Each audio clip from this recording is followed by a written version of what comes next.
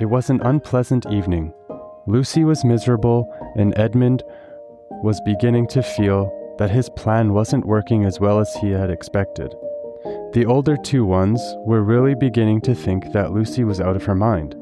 They stood at the passage, talking about it in whispers, long after she had gone to bed. The result was, the next morning they decided that they really would go and tell the whole thing to the professor. "He'll write to Father if he thinks there is really something wrong with Lou," said Peter. "It's getting beyond us." So they went and knocked at the study door, and the professor said, "Come in," and got up and found chairs for them, and said he was quite at their disposal.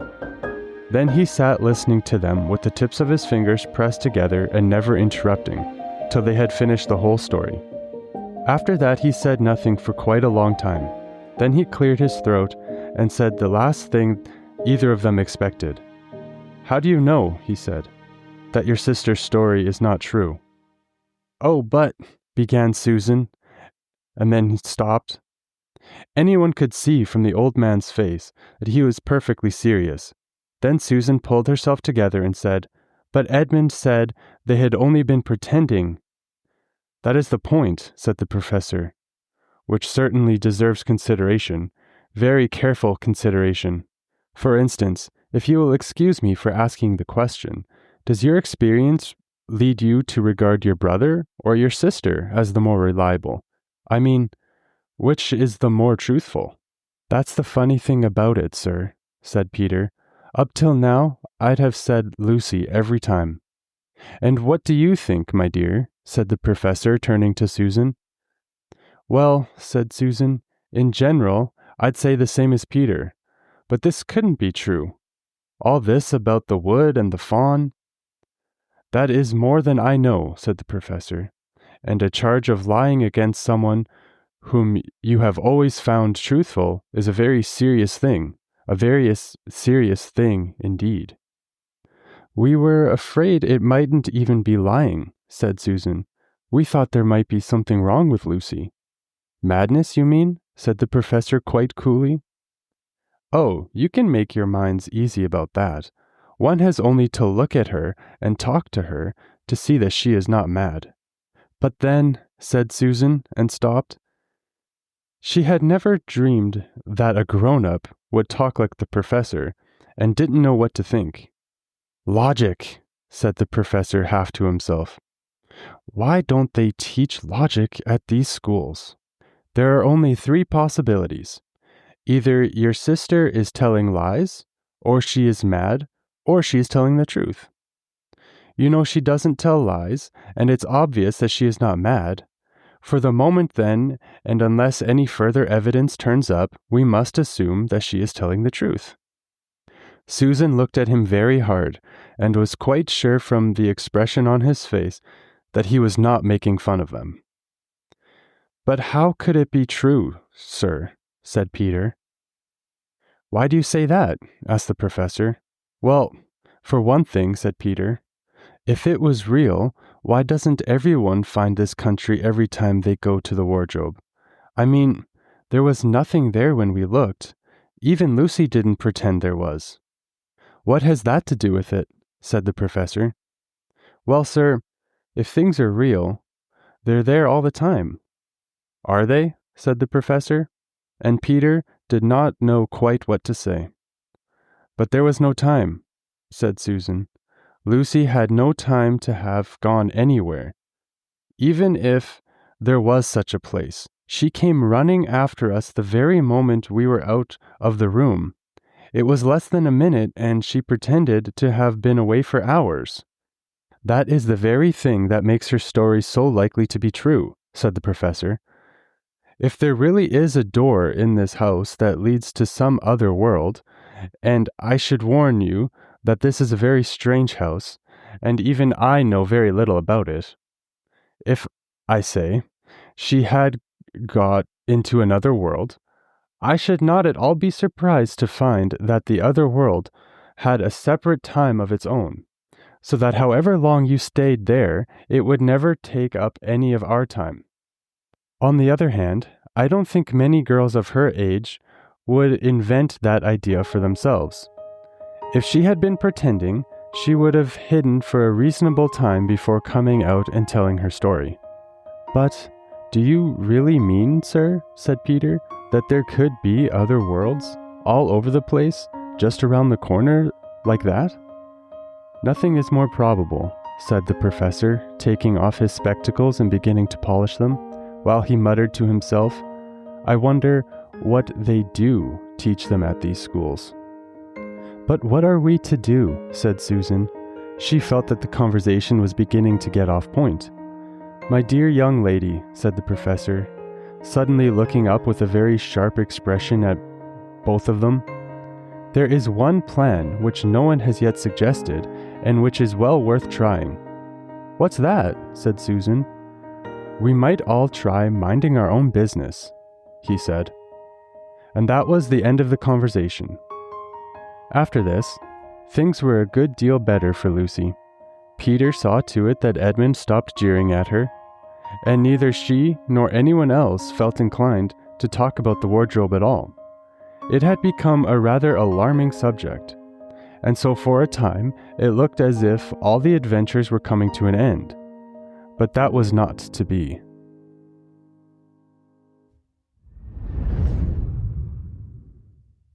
Hello, everybody, and welcome back to Faithful Fables. I am your host, Lauren, and today we will be taking a closer look at the life of Susan Pevensie in the confines of Lion, the Witch, and the Wardrobe. Before we get started, I want to just remind everybody to check the description of this episode. There are certain links there for my YouTube, my Instagram, and of course the website, which has an audio player where you can listen to all my episodes. And you can also send me a message. If you have a comment or a question, feel free to do that. And if you're listening on Spotify, make sure you leave a comment there. And just so you know, I might just read your comment or answer your question in a future episode. So go ahead and do that. There's also a link to support the show if you feel inclined and you're able to, and you really love what we're doing here. Just feel free to support, no pressure at all. But yeah, I mean, let's. My goal here is to take these stories that have Christian themes and, share the gospel, share Christ through them. And so that's if you that's something you want to get behind, feel free. So let's start talking about Susan. Now, Susan was born in London, England, of course. Sorry, I'm in a bit of a weird mood while recording this one, but yeah. She was born in London in 1928. She is the second of 4 siblings. She's 1 year younger than her older brother Peter, 2 years older than her brother Edmund, and 4 years older than her sister Lucy. She is 12 years old in 1940 when the Blitz struck London, and she and her siblings are forced to relocate for their safety, and they end up in a mansion in the countryside. Now, obviously, some of this information is being repeated because we talked about this in Peter's episode, and so some of those details obviously are the same. But so at this time, we see that she's a little bit bossy with her siblings. She is likely worried because of everything going on, and as we will see, she is the type to worry about things. And as someone who worries about a lot of things, I think I can say Susan excessively worries about things. So Susan is a girl who is aspiring for adulthood, and we'll see that she desperately wants to be mature and taken seriously. And I want to talk about what I read in the opening, the story with them and the professor. So Susan was often the voice of reason when it came to her siblings. When Edmund is being mean to Lucy, and this is when Lucy had been to Narnia for the first time, comes back, tells them about it. Edmund's being mean to her about it. And Peter asks him how he could be this way. Susan knows that Peter that he's right, basically, that, Edmund shouldn't be acting this way. And she sees what's going on and knows that her priority is Lucy crying and that how upset she is. And she points out that it wouldn't help the situation if Peter and Edmund are fighting about it. So she knew the priority. And obviously I didn't read that part in the opening, but that is kind of some context about that as well. And so when Lucy comes back from her visit to Narnia, Susan and Peter decide that they will go to the professor for help. And the professor, again, not to spoil anything, but we'll see in a later episode that the professor in his youth as a child had actually been to Narnia himself, but we'll get there.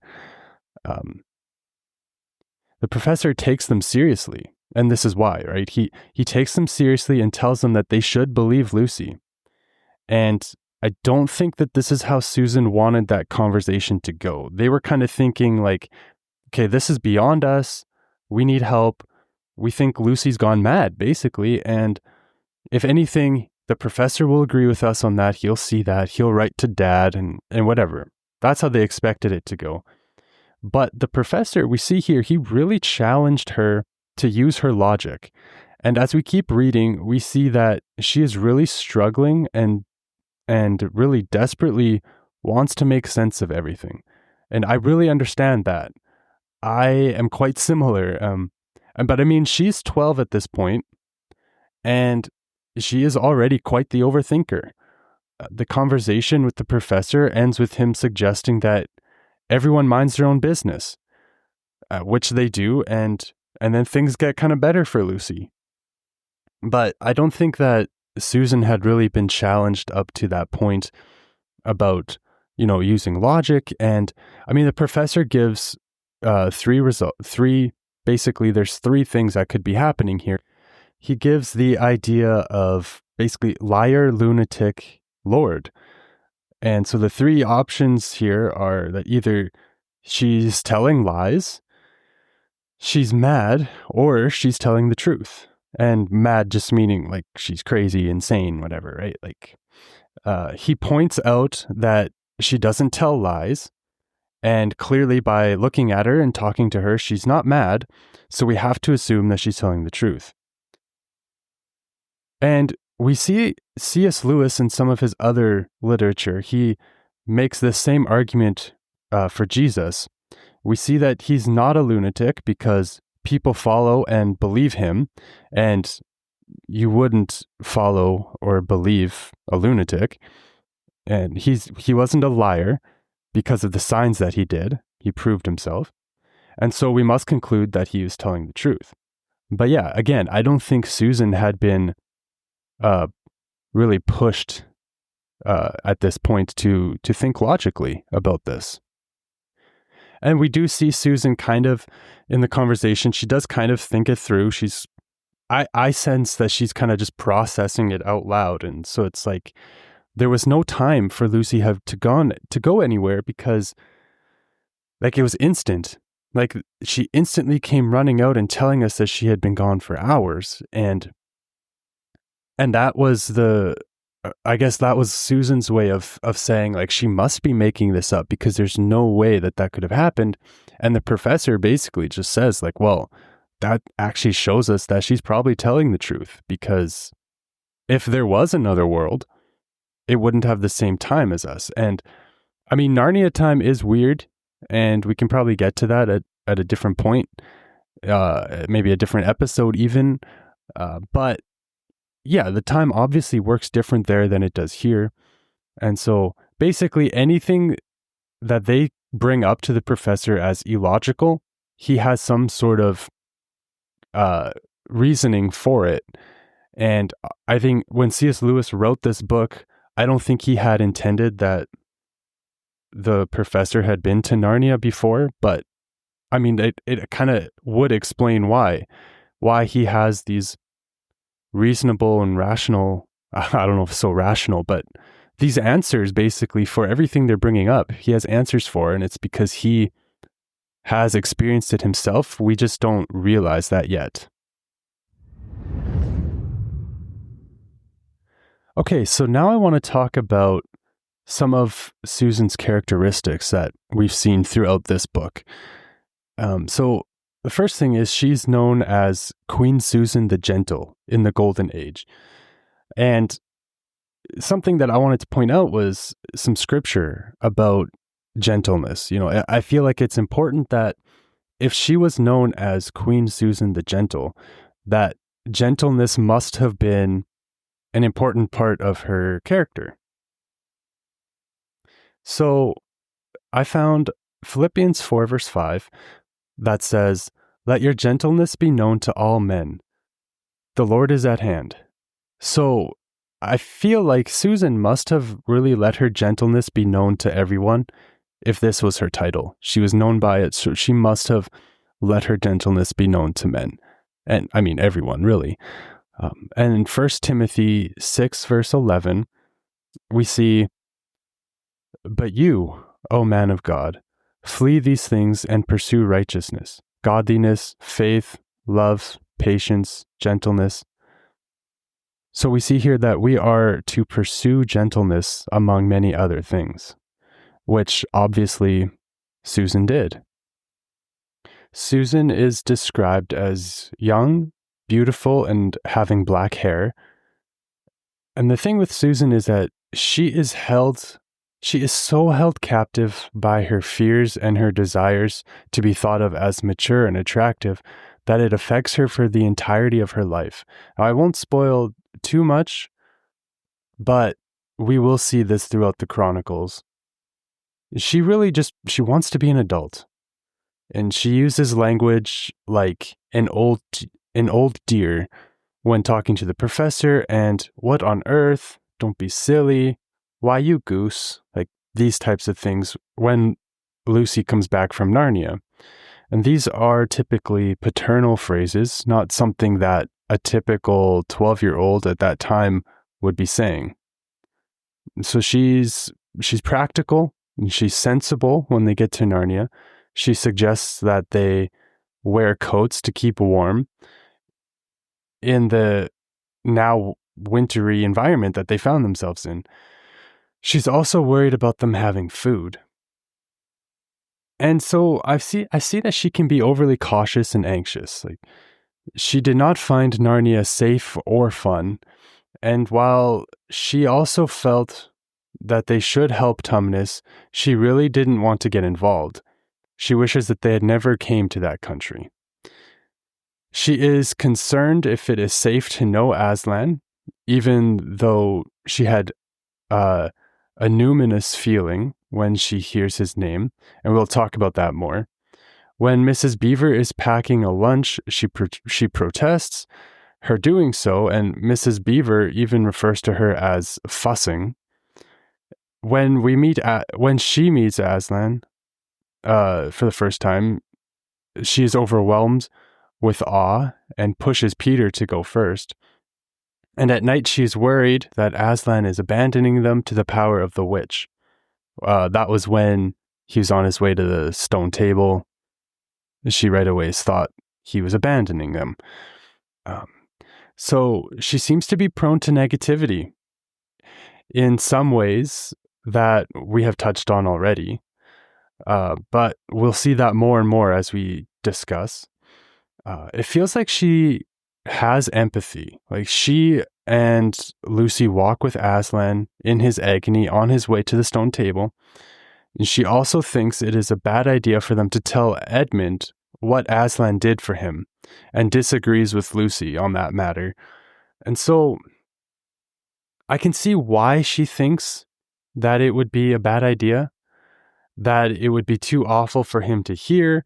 But at the same time, I think it would be really good, like a really great thing to tell him. I mean, isn't that the point of the gospel? To tell people like what Jesus did for us on the cross, and that because of that, we have salvation and freedom? I mean, I think she is wrong not to tell Edmund about this. I think she had good intentions with it, but I feel as though her anxieties and overthinking are mixing with the empathy. We see that she has a need. She always has a need to do something. Like, she has to always be doing something. And it even says when they're at Aslan's camp that Aslan accommodates this need by sending her off to prepare a feast. And so these are kind of the basic characteristics I have found for Susan. She wants to be seen as mature and as an adult, like, very much. And she tries to be an adult, even though she's literally 12 years old.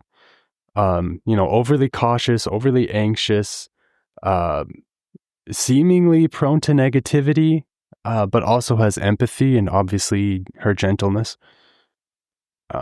So now I want to talk about her experience with Aslan.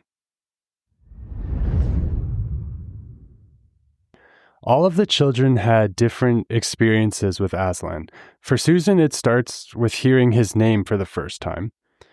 So they're at the Beaver's Dam, and the beavers are telling the kids about the prophecy and mention the name of Aslan. She hears the name and as I mentioned before, has a numinous feeling or experience. Now, what is a numinous experience? It is a strong religious or spiritual quality, indicating or suggesting the presence of a divinity. And this definition makes a ton of sense because Aslan is divine in this world. Remember, Aslan doesn't just represent Jesus in Narnia, he is Jesus in this world. So this is a similar thing to when people experience God for the first time. It is obviously different for everyone, but we often hear stories of people having a very strong feeling that the only explanation for what is happening is God. And I think that is what's happening for Susan, Peter, and Lucy at this moment, but again, in their own ways. As I talked about in another episode, Susan asks the beavers if Aslan is safe.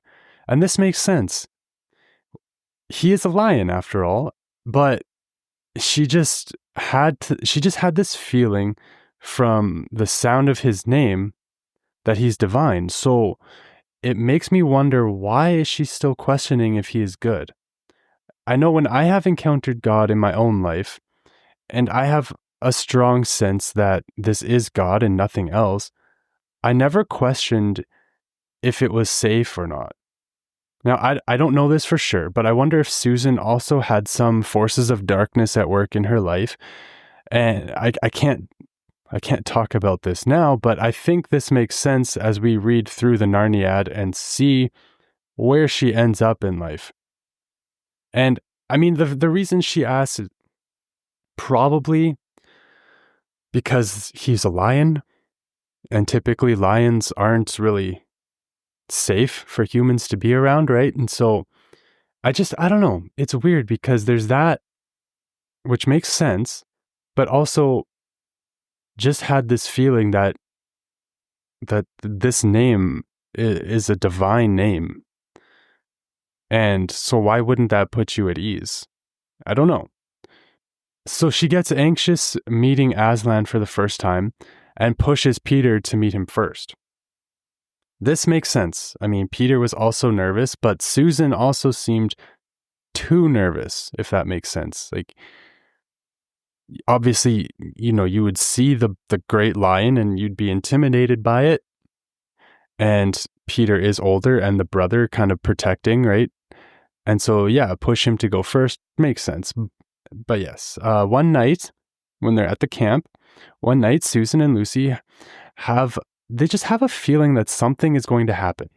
And this keeps them both laying awake at night. The two of them decide to go look for Aslan. And this is where Susan is worried that Aslan is leaving them. But Lucy, however, doesn't have this worry. And her empathy does overpower her self-centeredness at this point, and the girls accompany Aslan as he walks to the stone table. They could sense that he was not doing well. He was not himself. Like, he did not seem like the Aslan that they just briefly got to know. And so yes, there she did show some empathy here. And this, of course, led to Susan and Lucy watching the White Witch and her minions kill Aslan. This must have been hard for them to watch, something so gruesome, but after all the evil creatures left the scene, she and Lucy go to Aslan on the stone table. And obviously Aslan is dead at this point. Susan tries to untie him, but it's no use. And then some field mice, and we've talked all about this in a previous episode. The episode on Aslan called The Lion. And then some field mice come to help her untie the ropes, and she's repulsed by them. And I get it.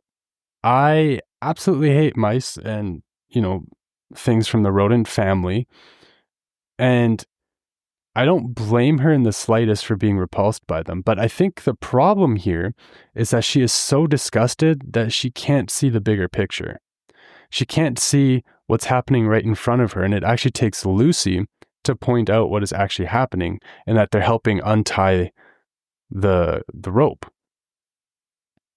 And then we hear the stone table crack. Susan is afraid to turn around, and she only turns around when Lucy actually pulls her around. Like, Lucy has to make her turn around. And so we kind of see here, she missed the point of what was happening with the mice, what the mice were doing. She missed it. Lucy had to point it out. And we see that, they heard a loud crack. It's kind of scary, right? But she was afraid to turn around. Very, very, we get the sense that Susan is kind of, again, like the anxiety and just the fear that she has. It's kind of crazy. And then, again, Lucy was the one that had to turn her around. And we'll talk about this in a future episode that I want to do on Lucy, but Lucy, I think, is an example of that childlike faith. But we'll talk about that later. And so I wanted to highlight these things because I found it interesting that when they first got to the mansion, and even when they got to Narnia, Susan took on the motherly role, and she was practical. And here we see, her fear and anxiety overwhelm her to the point where Lucy's now, in a way, filling that role for Susan. And Lucy had a lot of courage, but it seems that Susan struggles with it, at least at this point. Susan and Lucy were the first ones that Aslan appeared to after the resurrection. And the obvious comparison to scripture that we see here is that when Jesus rose from the dead, he first appeared to the women. And I think that this is what C.S. Lewis is doing in this story. And just like when Christ appeared to his disciples, he had to assure them that he was not a ghost. And here we see Aslan also breathes on Susan to do the same for her. Now, if you haven't seen that episode on Aslan, make sure you do it. It's a gooder. The girls enjoy a romp with Aslan, and they're having a great time, but of course, even in having this good time, even through all this joy that they're experiencing, Susan persists on asking what it all means. We see here that unlike Lucy, she is no longer a simple child who can just throw themselves into anything that comes their way. Again, she is striving to be an adult, and she must know why things are happening. And I can relate to this because I oftentimes like to know what is happening and why things are happening. And all that because I also overthink. But this is a good reminder for me and for all of us to trust God and to have childlike faith. But we see here again that even though Susan can see him alive, and he even breathed on her so that she knows he's real, she is still questioning. Now, I want to say questioning is not bad in itself. We're actually encouraged to question things. And I just want to say, this is kind of off topic, but if a pastor or a spiritual leader of some kind ever tells you not to question anything, especially when it comes to scripture or theology or anything, that's a red flag. Anyways, what makes her questioning worrisome to me as I read is that it's more than questioning at this point. I think at this point, it's a lack of faith, in my opinion.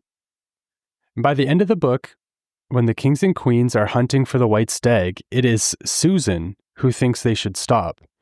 And she obviously agrees to it in the end, but this just goes to show that even as an adult, she was still overthinking and overly cautious. And I want to be clear, I'm not saying that this is an issue. Some people struggle with this their whole lives. Being cautious is good. Hear me when I say that.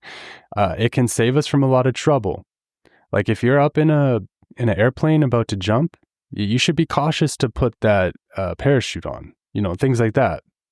But at the same time, with Susan, it feels that it is something that she cannot overcome. And I really hate to see that in a character. All of that being said, by the end of Lion, the Witch, and the Wardrobe, it describes all the children as they were as adults. Now, it describes Susan like this.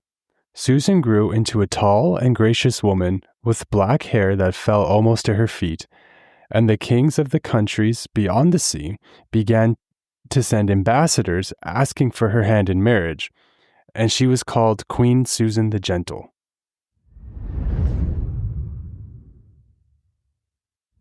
Now, to wrap things up, this is a little bit of a shorter episode this week, but to wrap things up, I think there's one passage of scripture that sums up Susan perfectly. That passage is found in Luke 12, verse 22 to 34. Now I'll read it now.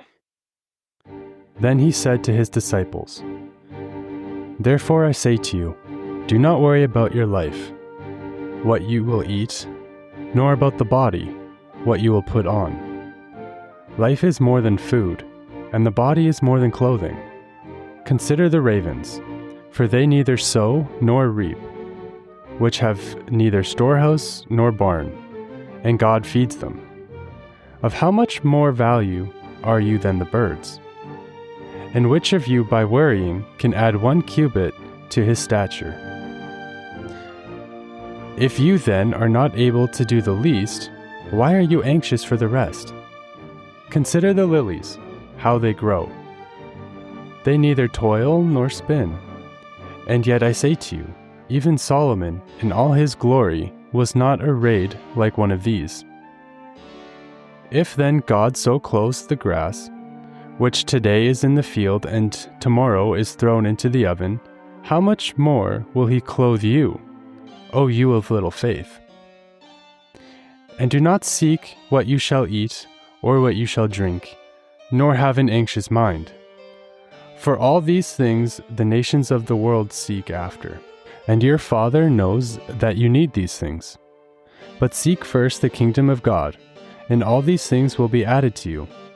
Do not fear, little flock, for it is your Father's good pleasure to give you the kingdom.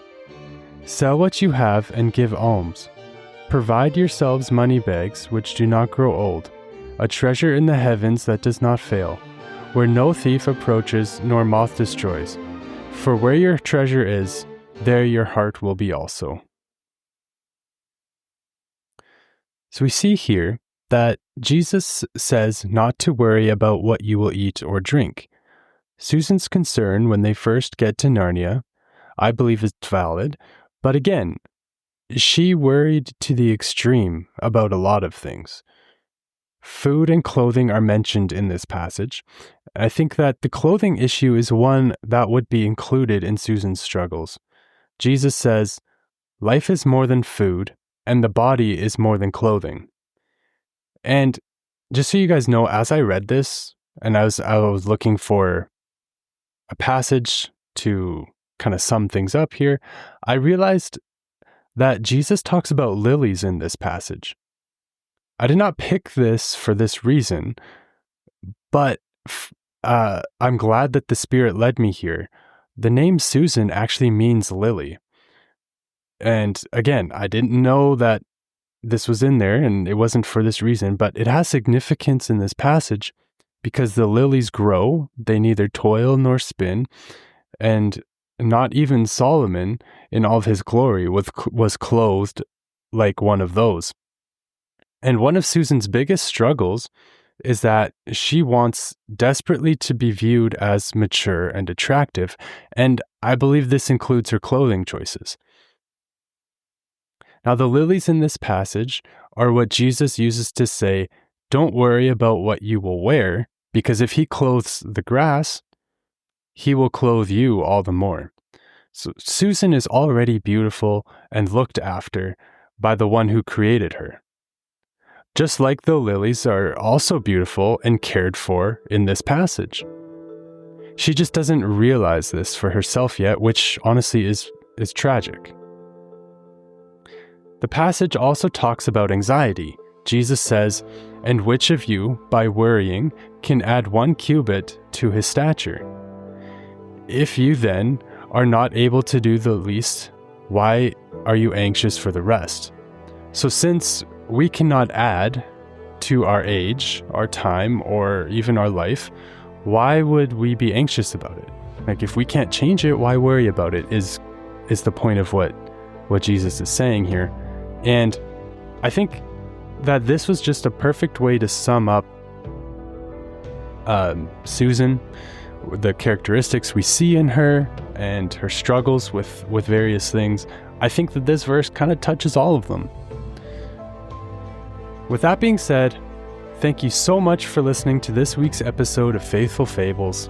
I hope that you all enjoyed and learned something, and make sure you either send me a message, again, link in the description, or leave a comment if you're listening on Spotify. And remember to always and forever stay faithful.